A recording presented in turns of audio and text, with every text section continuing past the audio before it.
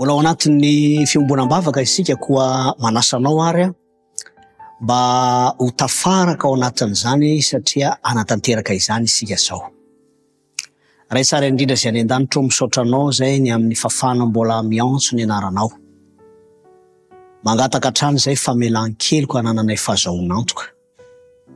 Ary mivavaka manokana zay ho an'ny antom-bavaka izay tiany Ralahy Victor hoentina ny amin'ny ara-pahasalamany Edvizy, tompo malalo.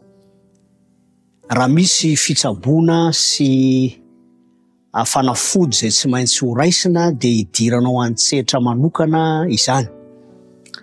Ary raha misy tokony mbola ilaina ataony amin'ny fitsaboana tompo dia omenao ny tolotsaina izany ankonana zany.